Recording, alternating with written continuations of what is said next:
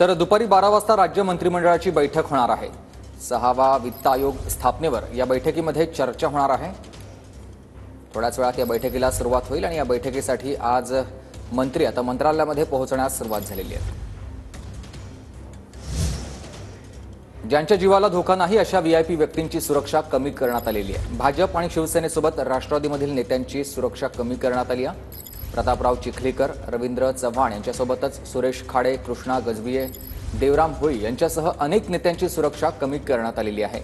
मंत्र्यांची Y+ दर्जाची सुरक्षा मात्र तशीच राहणार आहे अशी माहिती सूत्रांनी दिली आहे। तर आमदारांसोबत आता फक्त एकच सुरक्षा रक्षक राहणार आहे अशी माहिती देखील सूत्रांनी दिली आहे।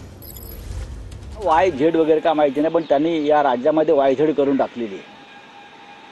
या राज्याची त्यांनी पूर्ण YZ केलेली आहे आणि हे वेड्यांचं सरकार आहे। वेळ लागला आहे लोकांना। ही वेड्यांची जत्रा आहे मंत्रालयामध्ये। कोणाचा पायपूस कोणाच्या गळ्यात नाही। मंत्रालयात जाऊन पहा तुम्ही, गोंधळ आहे। शासकीय कार्यालयामध्ये गोंधळ आहे। गृहनिर्माण खात्यामध्ये, माडामध्ये, SRA मध्ये प्रचंड भ्रष्टाचार सुरू आहे।